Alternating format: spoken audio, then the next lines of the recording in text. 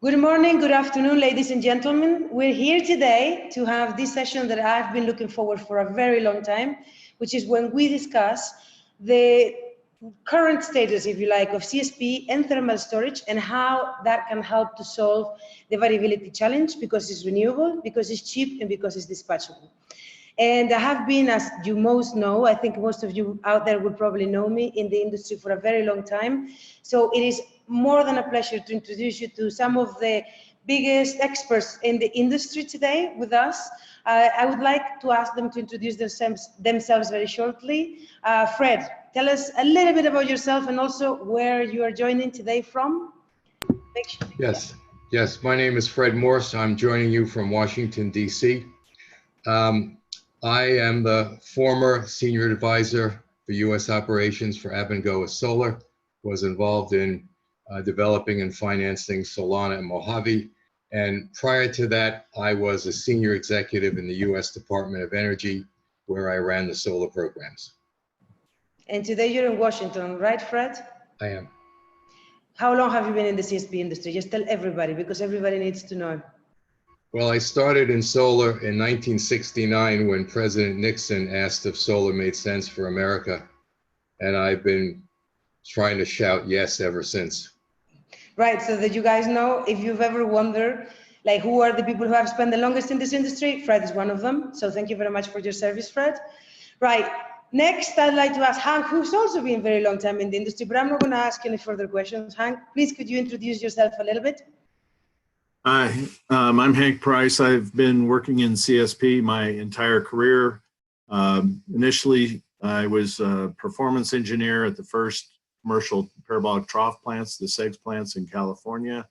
Then I was at NREL as doing systems analysis, leading R&D in parabolic trough for the Department of Energy, and then working for Abengoa as they were developing solar projects in the US.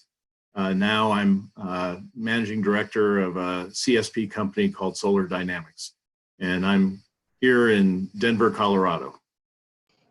Thank you very much, Hank. And last but certainly not least, I'd like to ask Mike also to tell us a little bit about him.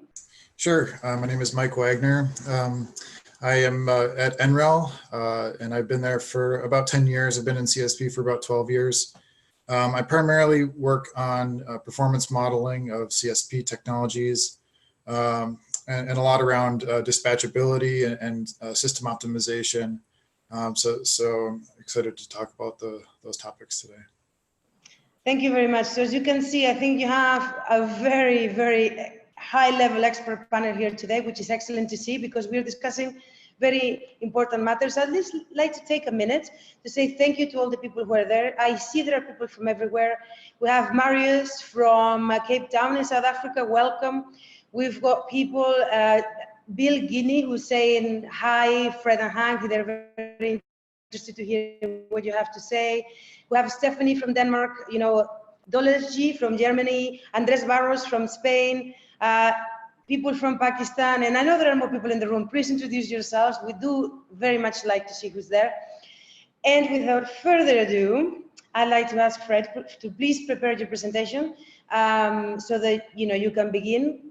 And whilst Fred takes time to prepare his presentation, just to let you know, the structure of this webinar is very similar to the other webinars you've probably been to before. And if you're new, don't worry, they're very simple. We will have 3 presentations, short presentations by each of the speakers in turn. And then we will take questions from the audience. How you can send questions is going into the Q&A box at the bottom. There's a Q&A box there. You can open, you can send your questions through. We'll take as many as we can at the end. The sooner you send it, the better, because it allows us to plan a little bit more. And if you have any issues or you'd like to talk to us, just send us the chat. Don't forget that we are recording the sessions. We do have the presentations and we'll send everything to you after the webinar. Fred, are you ready for us? I am ready. Go on then, share the screen, please. And I'd just like to say also hello to Jonathan, good friend of Vata Insights and also sometimes moderator here. He's a huge fan of CSP. I am expecting loads of questions from him. There you go. So off you go, Fred. Okay. Well, good morning, good afternoon, everyone. I'm going to focus on the question, is a resurgence of the CSP market in the US possible? When and why? Because it picks up on the theme that Bill-Lynn mentioned. What a CSP market needs is good solar radiation, a market demand, and maybe some favorable policies. If the market has that, then the CSP plants must be cost competitive and must meet the needs of the off-takers, demand curve, and of the grid operators' requirement for grid reliability. My answer to the question, so you don't have to wait 10 minutes, is yes. I believe it's possible and likely. Why? The solar radiation is excellent. Market opportunities continue to emerge throughout the Southwest as more wind and PV is added to the grid and fossil plants are retired. And CSP is flexible, dispatchable, carbon-free, synchronous generation that can, you'll see in the next two talks, meet the needs of the off-taker and the grid operator, and costs are decreasing rapidly. I'm going to give you a 30-second introduction to CSP because I think all of you know it. The two commercial designs are the tower and the trough. In the tower, mirrors are reflect the sun to a point, the top of a tower. The fluid is heated, the hot fluid is stored, steam is made whenever it's needed. And in a trough, it's a similar thing, but the trough curved mirrors tracking the sun, keep the sun focused on a tube. There's fluid in the tube, it gets hot, you make steam when you need it. That is CSP 101. Now, how much CSP is there in the world? Not that much. PV, 400 gigawatts, wind, over 500 gigawatts, CSP, 5 gigawatts. We'll get to 10 if everything under construction and under development happens in the next few years. Where are these plants? Well, the operating plants are mainly Spain and the US, Spain a little more than 2 gigawatts, US a little less, and then South Africa, Morocco, China, India, they all have operating plants. And there are more, but those are the major ones. Under construction, nothing in the US, nothing in Spain, China, United Arab Emirates, Israel, Morocco, the MENA region, North Africa, and China and India, that's where the activity seems to be. So I'm going to talk about cost and performance. Let me give you some anecdotes. Cost. One company built 4 cycles of its power tower and brought the cost down 50%. Another, in 3 cycles of design, came down 43%. And one country, South Africa, in 5 bid cycles saw a 40% reduction. And the learning curve looks something like this. And this is from Lillestam in Switzerland. You see a significant drop over 5 gigawatts, something like a 70% drop. The middle part is what happens when you have a feed-in tariff and you don't have much competition. But the beginning and the end, a lot of competition. And I'd like to look at the end point. And I want to talk about the DEWA project, Dubai Energy and Water Authority project, because it's indicative of where CSP is today. It's a large project, 950 megawatts, located in Dubai with average DNI, not the best, but not bad.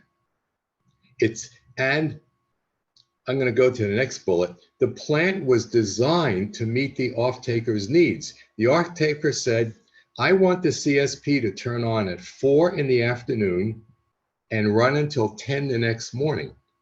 And so they came up with 700 megawatts of CSP, tower and trough, with 11 to 15 hours of molten salt storage and 250 megawatts of PV.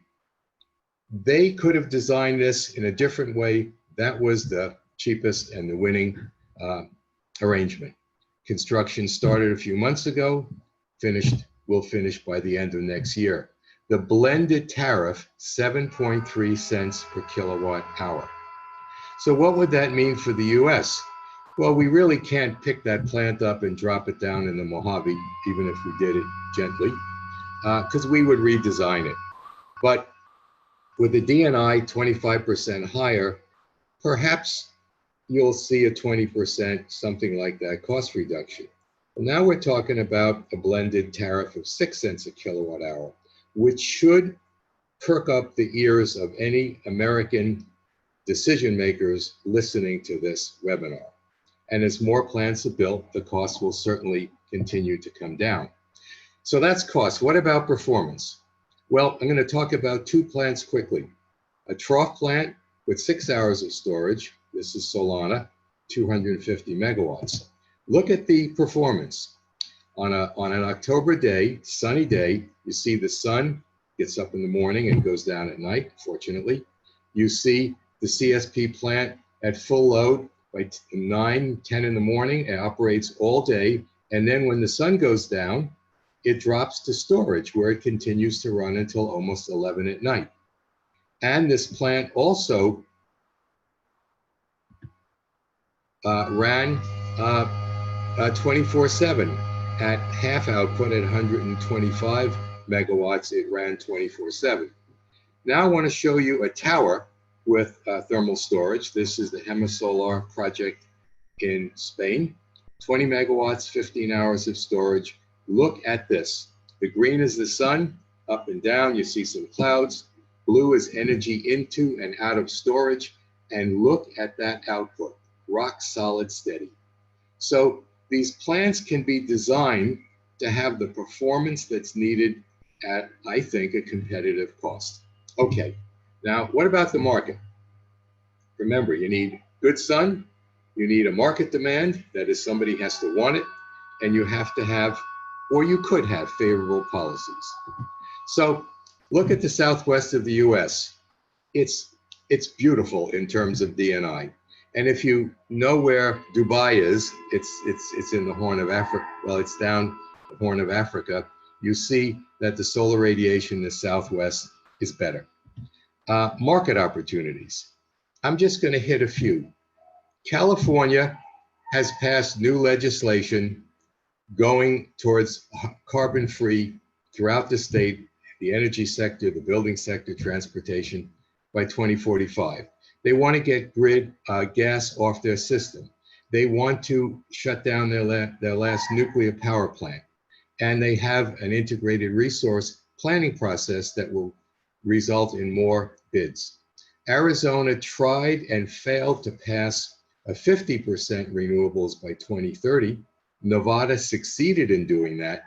And Arizona Public Service said, if the state wanted that much renewables, they would need over 5 gigawatts of new gas plants to get the flexibility they need, to which I say CSP could meet that.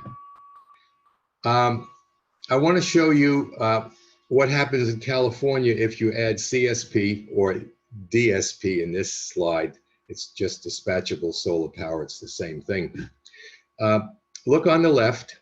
Blue is what the utility or the load provider has to provide. Gray is 7 gigawatts of PV and 3 gigawatts of wind. And if you add 5 gigawatts of CSP, you see it greatly reduces the peak demand in the morning and evening. And if you go to twice the amount of PV and twice the amount of CSP, you really see how CSP helps meet the needs of the off-taker and the grid operator. I also want to point out that the grid has like fuses all over their relays that protect it, and they need a short circuit current.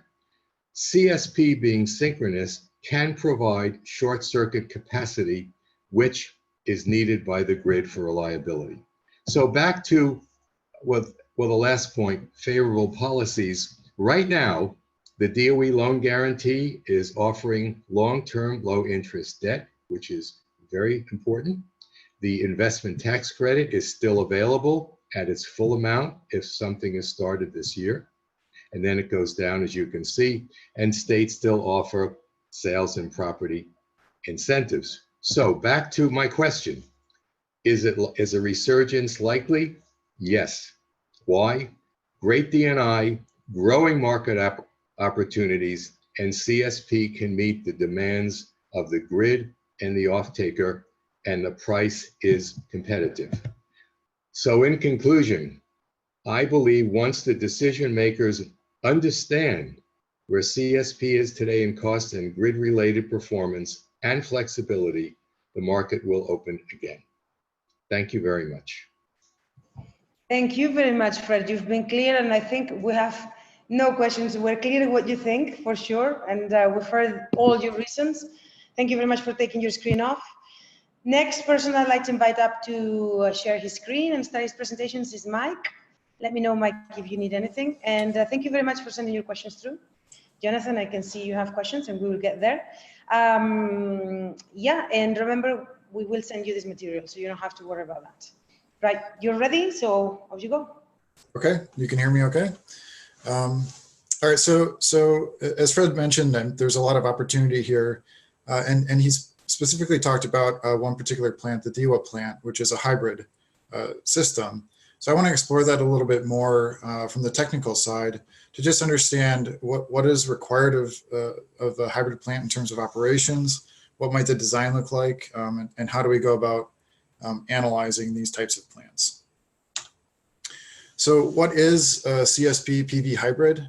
Well, it might look something like what you see here. You've got on the left our CSP system. In this case, it's a molten salt power tower that produces electricity just like a standalone CSP facility would. And then on the right, we've got a PV system that's paired with potentially some batteries as well. And together those generate electricity, just as you'd imagine in a hybrid system. They generate electricity and send that AC power to the grid. So what are the requirements for hybrid production? Well, there's really, as hybrid implies, there's two forms of solar energy generation that have different characteristics and different performance attributes that can together contribute to meeting the market demand. So here in this plot, you can see that with the blue line, you've got a DNI resource. The green line, you've got some kind of market price. Maybe it's, like a time of day type feed-in tariff or tariff that somebody's offering, and you want to be able to hit that, hit the peaks in that tariff to maximize the revenue that you get from selling electricity. Well, if you look at the generation profiles for a PV plant and a CSP plant, they can look quite different depending on how you operate them. So on the orange here, we've got PV generation corresponding to the DNI profile above. And then in the blue, what we have is a CSP plant that's been optimized independently of the PV system to produce power at the peak pricing hours of the day. So you see that the blue curve follows very well the price profile that's shown above. And that's just, the CSP trying to exploit the revenue that's available. Now, if you want to take those two technologies and sort of lump them together into a single plant, all of a sudden you might think, well, we've got a problem.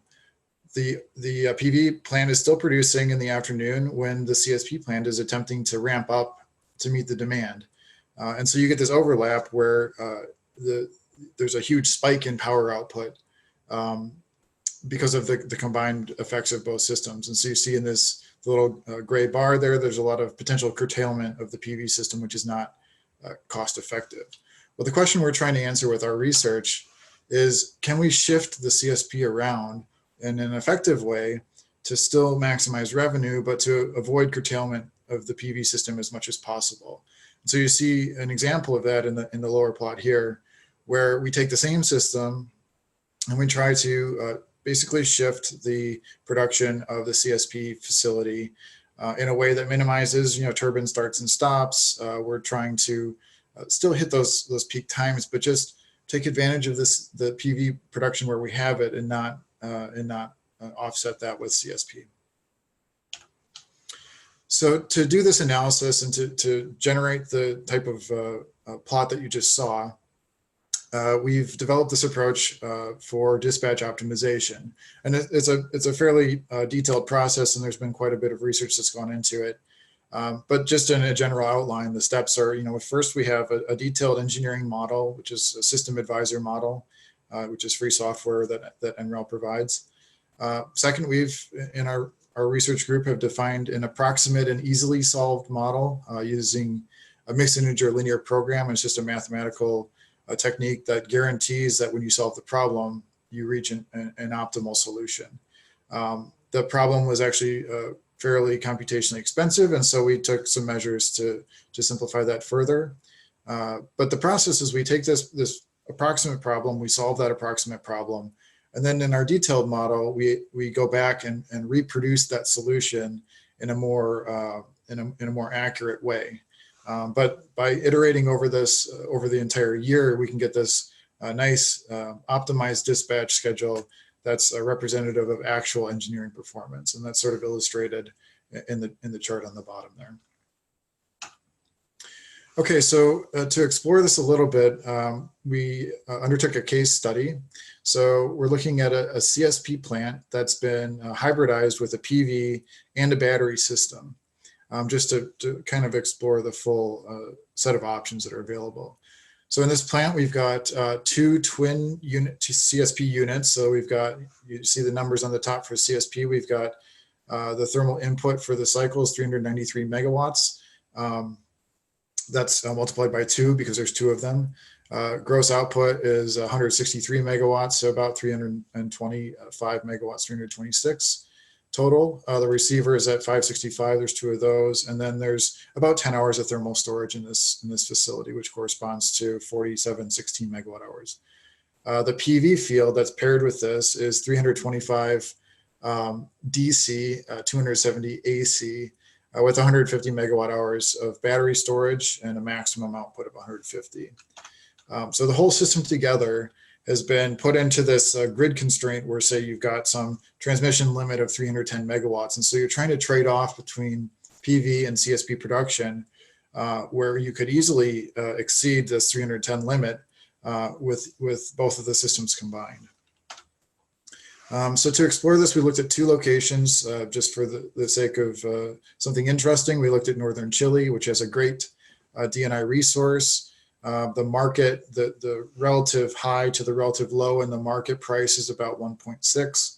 And then we also looked at southern Nevada, which isn't quite as good for DNIs compared to the Chilean desert, but still great. And where the market's a little bit more variable, it's more of a typical California market. And so what do we see? Well, for looking at just a CSP only case, you just run those numbers, you keep that CSP plant by itself.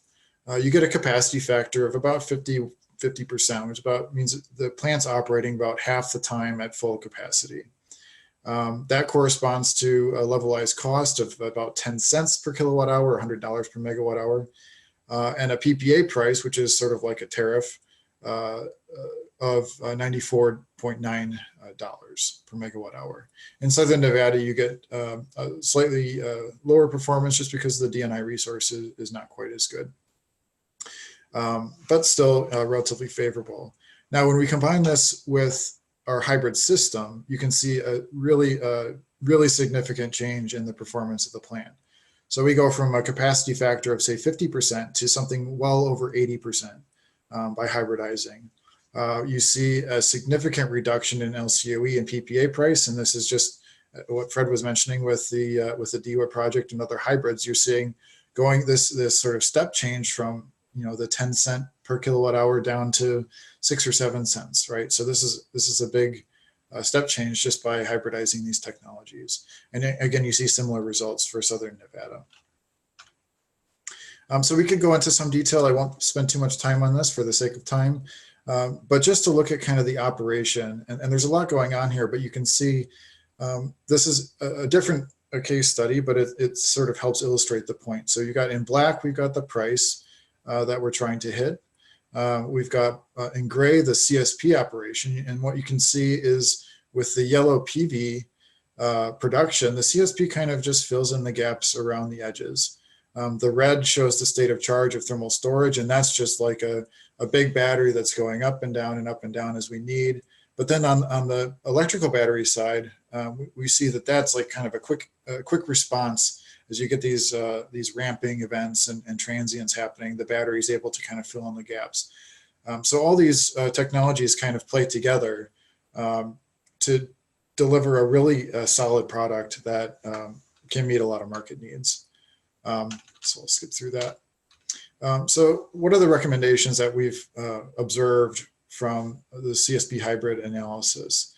Well, one is PV CSP hybrids exploit desirable characteristics from both technologies. You get low PV cost, which helps bring down the overall cost of producing energy. You get the batteries, which provide that rapid response, but you have thermal storage on hand that's really low cost compared to the batteries. So that's like your longer term storage. You get the dispatchability characteristics of CSP, which PV doesn't have. And the bottom line is that hybrids can be better than the sum of the parts. So does a hybrid technology make sense? And my answer so far at least is yes, but there are some requirements. So first, you have to have a market where capacity is a priority. If you don't care about when you generate electricity, it's not really that important to have a high capacity factor system. You want to have a hybrid built where the market values production. And in the case where it's primarily during non-daylight hours. So you want to be able to use the CSP to fill in when you can't generate cheap PV or cheap wind. And second, you want it, to a lesser extent, you'd still want value during the daytime, because if you don't have any value of producing during the day, then PV is pretty much worthless, and you might as well skip the PV and just do CSP. But you know, this is most markets. This is where the markets are right now. You have this emphasized evening production and de-emphasized daytime production. Just a couple of side notes, though. You know, hybrids are not viable when the price is insensitive to capacity or time of day. So if it doesn't matter when you generate, you just need the kilowatt hours out there, just build a PV. You don't care about you know, having reliability or firm capacity or anything, just build the PV. And then lastly, this all sort of requires these robust dispatch optimization techniques. It's just a prerequisite to being able to do this kind of system. But fortunately, with a lot of our research, we've been able to develop those methods, and they're coming along. So lastly, I just want to acknowledge kind of a co-author on this, Will Hamilton at Colorado School of Mines. A lot of this analysis is his, and of course, the partners who've been involved with this. So with that, I'll end my time. Thanks. Thank you very much, Mike. And it's very nice that you've acknowledged also your colleagues that have helped you. Excellent. I'd love to see some of those numbers. Plus 30% is pretty impressive, I have to say. Hank, it's your time. Now it's your turn. Please get your screen ready. Mike, one of your numbers, you said capacity factor for the central receiver in Chile. I've always heard 90%, 94.5 in fact. So maybe we can have a little chinwag about that later. Sure. You know what you ought to do? You have to go to display settings, and Okay. The option in the middle. Let me just do it this way, maybe. Just gonna. Oh, something's gone wrong there. Not sure. Yeah. I can only see a line there. Can you go out and come? Oh, okay. Is that it? No, display settings at the top is the second option. I think you have a two-screen thing, right, going on. Yeah. So if you go to display settings to the arrow, oh, okay. Now I don't know what happened. Okay, guys, I promise you, we try this out, before in advance, and it always works fine. It's just you make us nervous or something. All right. So go from current slide and see. Let's see if that works. Right here. From the beginning. Okay, perfect. Okay. Okay. All right. Well, sorry for that.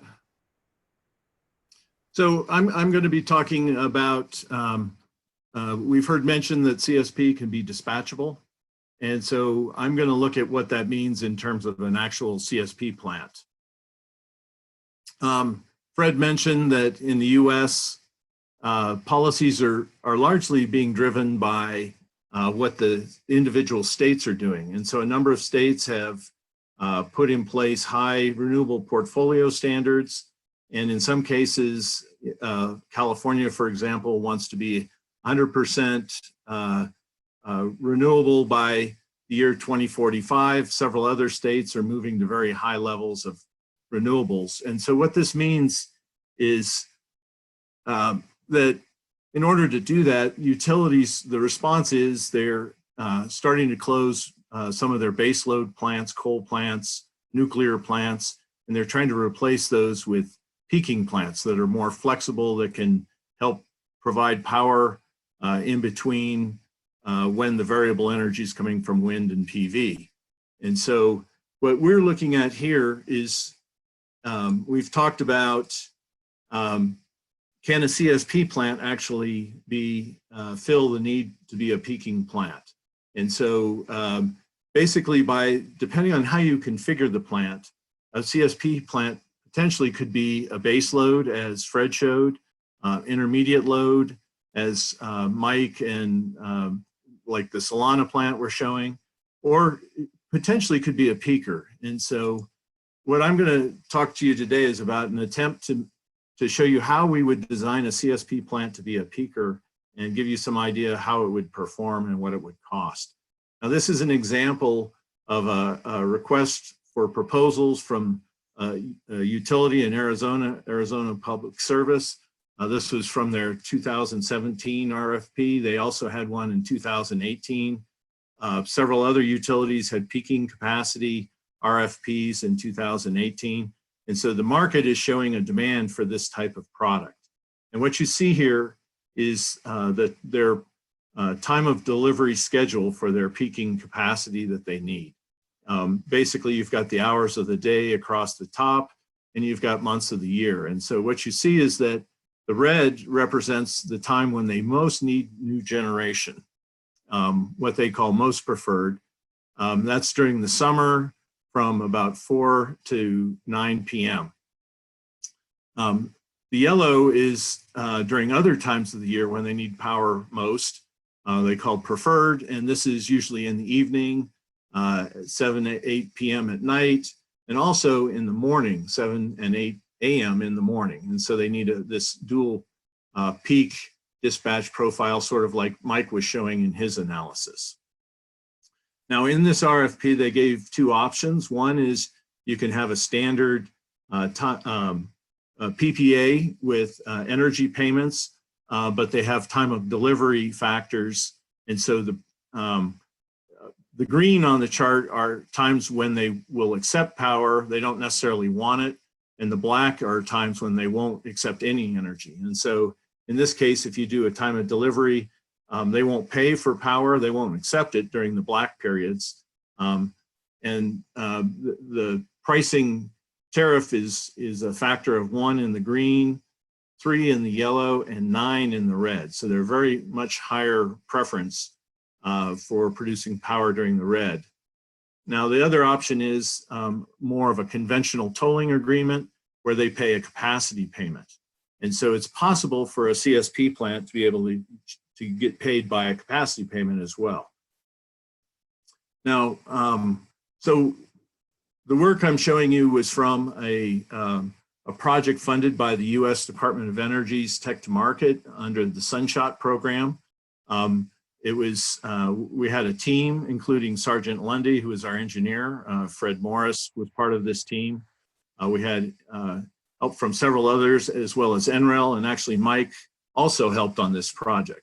Project was looking at how you optimize the design of a CSP plant to be a peaking plant. And probably the key here is that for it to be a peaking plant, you have to be able to have very fast starts. You need to be able to store energy during the daytime and be able to dispatch power anytime during the next 24 hours.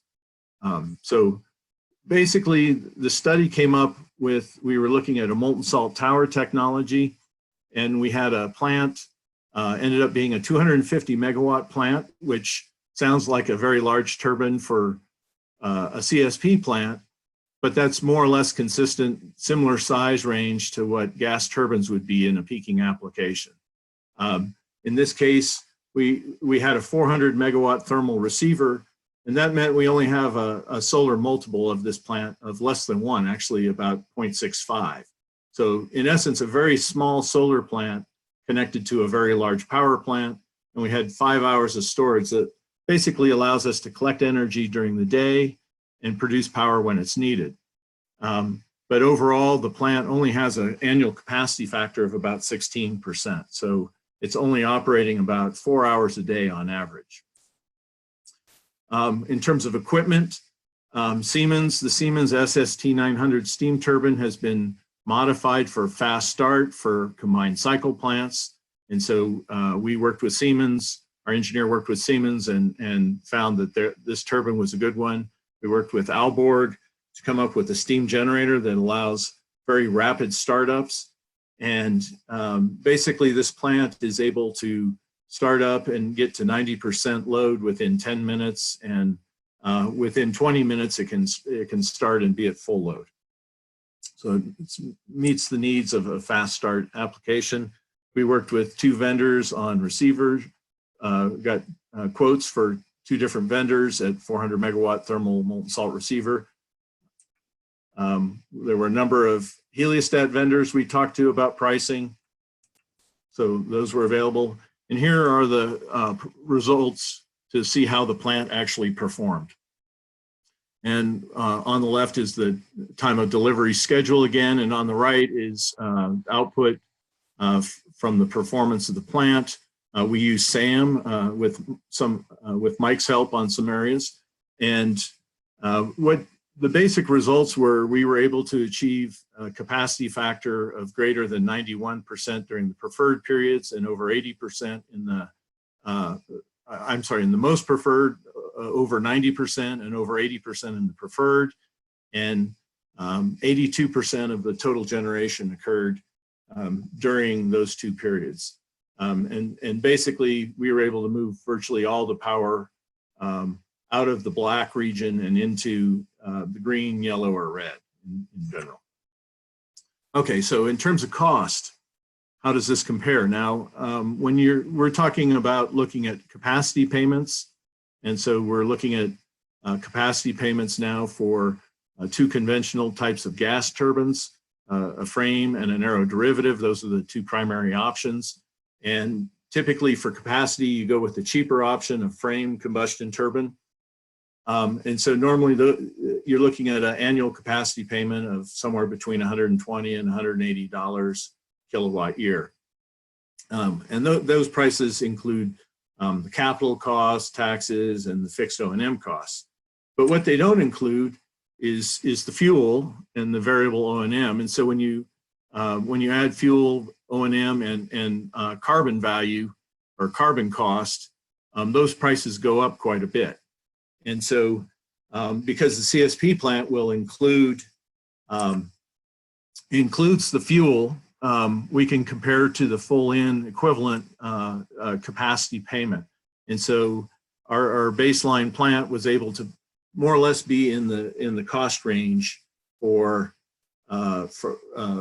compete directly head-to-head with a natural gas peaker.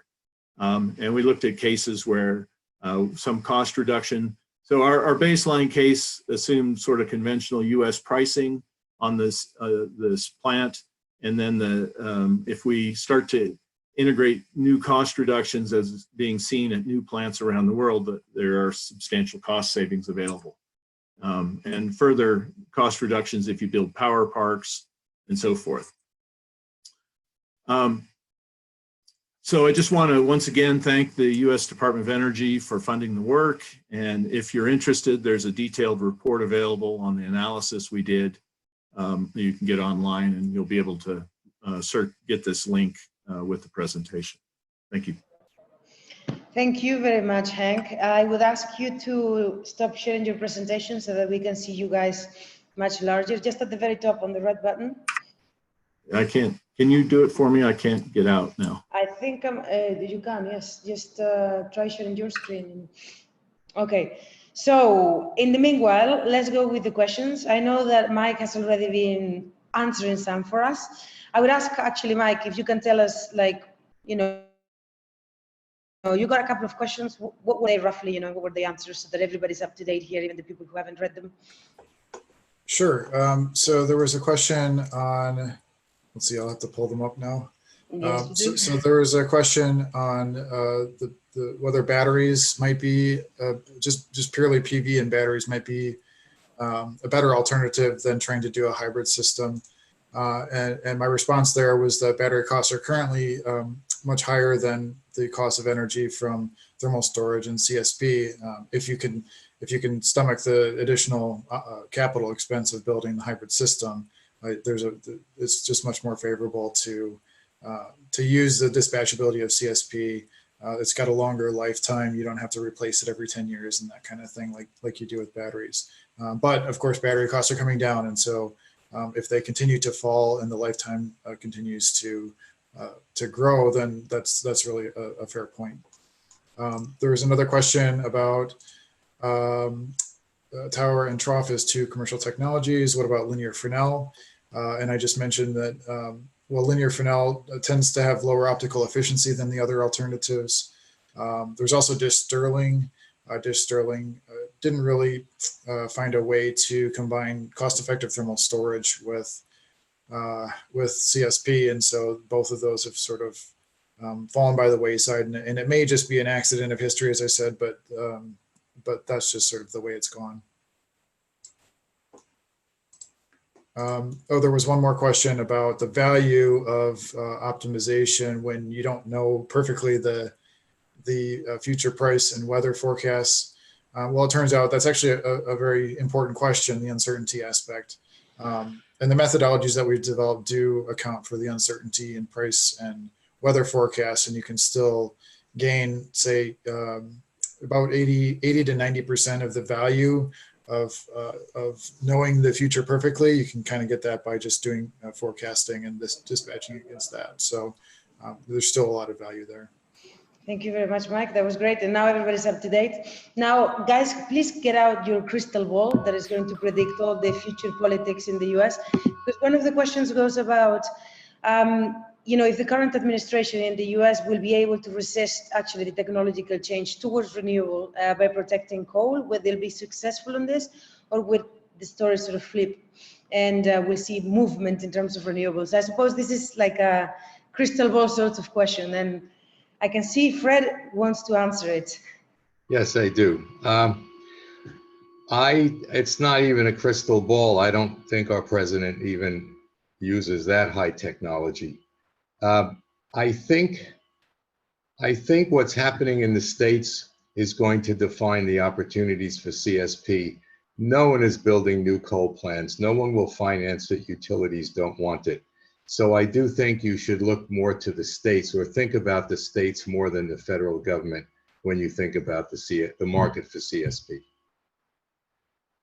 Do you guys want to add anything there? I know it's a little bit of a complicated one, but what is your thoughts? Are we moving forward to renewables and CSP and batteries and all of that, or are we staying with coal? Because I'm just saying, oil and gas companies are preparing to invest very large, so it seems like the fossil fuel lobby is ready to fight. Let me mention one thing.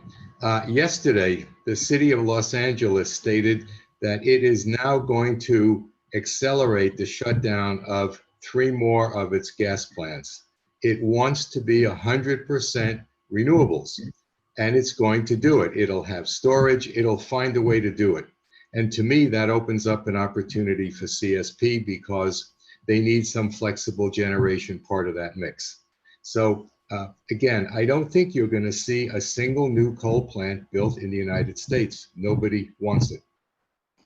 Excellent. Thank you very much. If I could, I would move to California right away. I think it's in line with my, you know, the way that I want to live my life.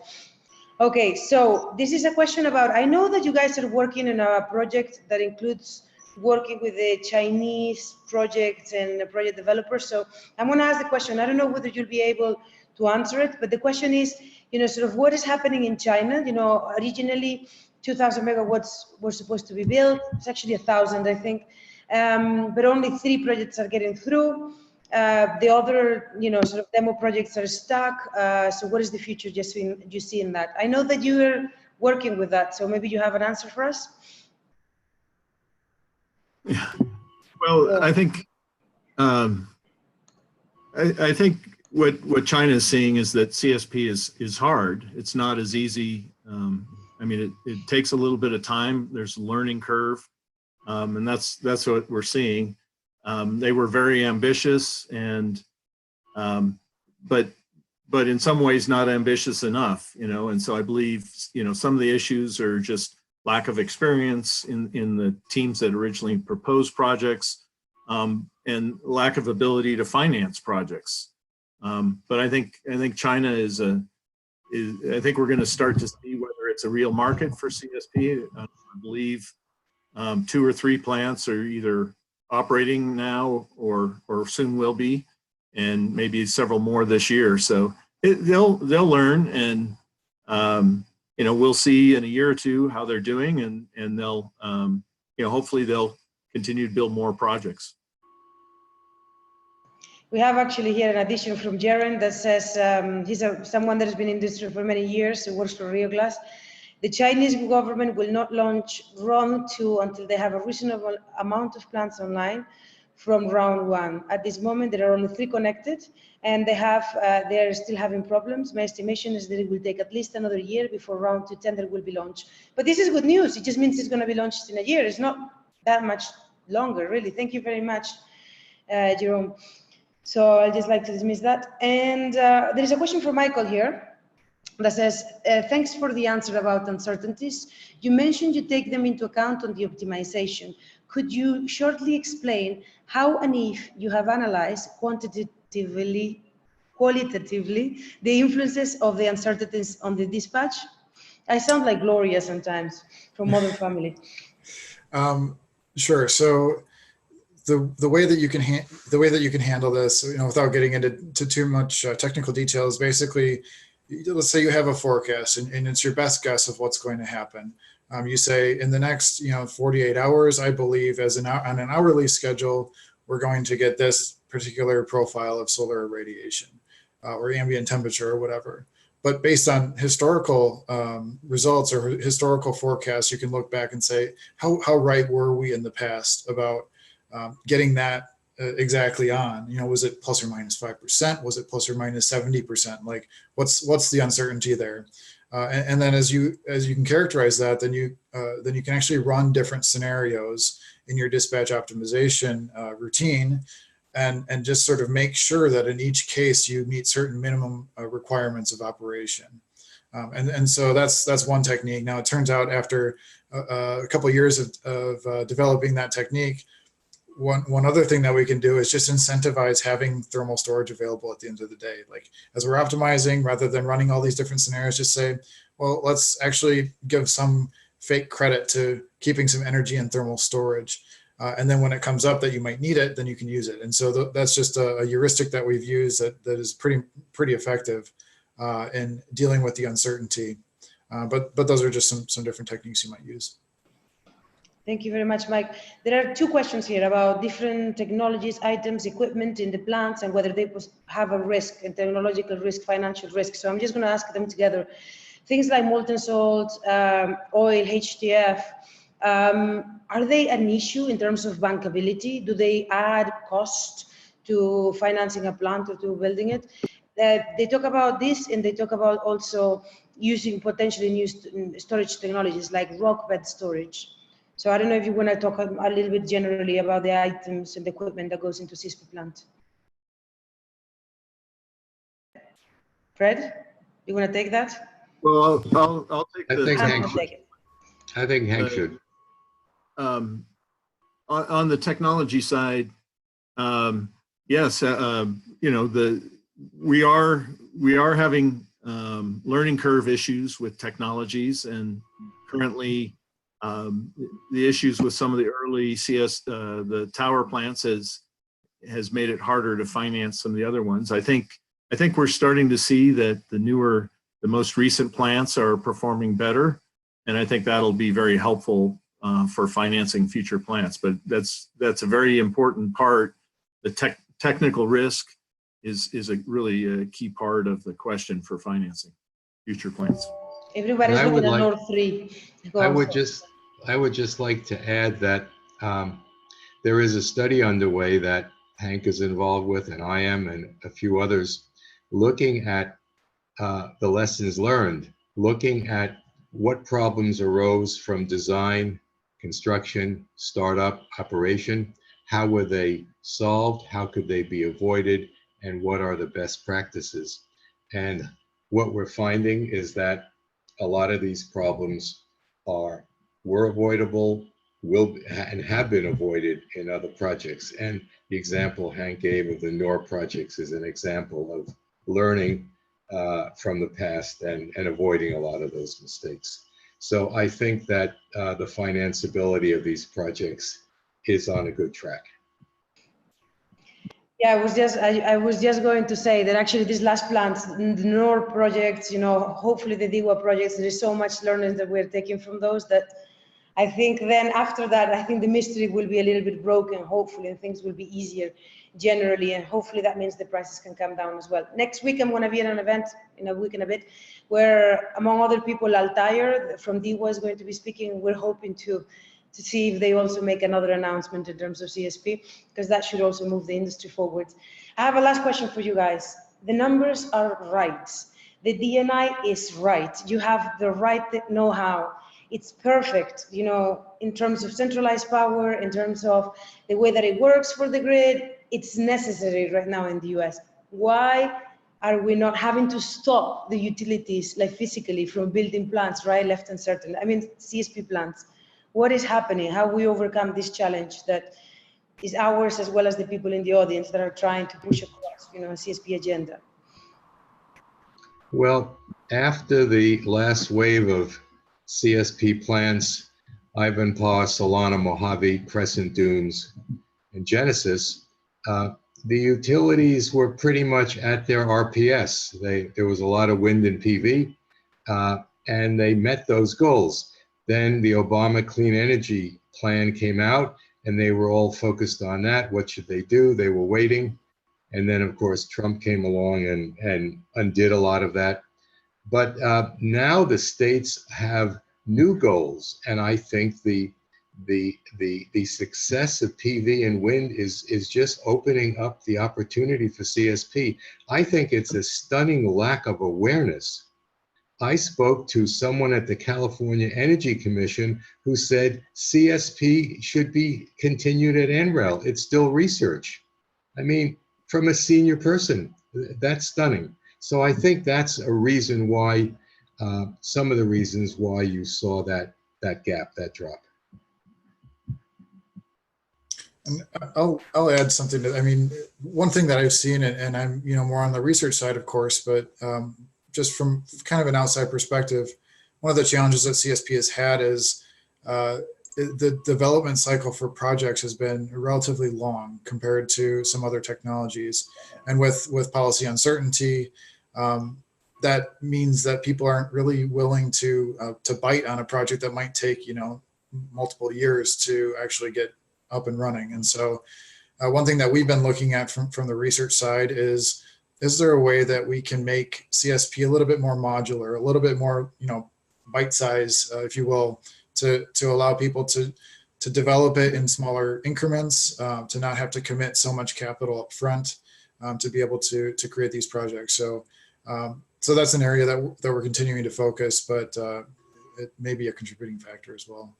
And also, Glenn, people equated PV with CSP, and they're totally different products.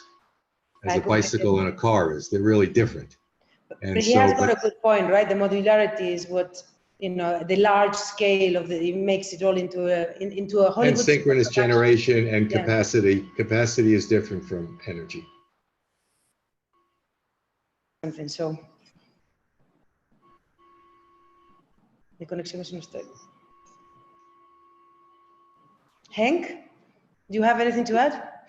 Yeah, I think things are happening very fast in the U.S. right now with the push for high levels of renewables is sort of a populist thing, and the utilities haven't caught up. The power system hasn't caught up, and so I expect we're going to see major changes here in the U.S. in the next few years as people really start to try to figure out how to address these very aggressive goals of high renewables. So I think it's a very positive future we're looking at, and the question is whether CSP can become a reliable, dispatchable technology in this market, or whether it'll be outcompeted by batteries, basically. I think at the moment we're in a good position for CSP, and I'm very optimistic about the future in the US. I'm going to put my chips on CSP as well. I don't know about you guys. Let's hope that this is the case. And also in Spain, we're building now 30,000 megawatts of PV. This is going to require some extra cushioning, I suppose, of the grid. So hopefully this means that, the oil market will restart at some point in the future. Fingers crossed. Thank you ever so much, all of you, for being here today. Fred, thank you for your time. Super mega expert. Hank as well, super mega expert. And of course, Mike, last but certainly not least. Thank you for giving your time and for teaching us about this important topic. And thank you very much for also being there in the audience. We'll see you next time.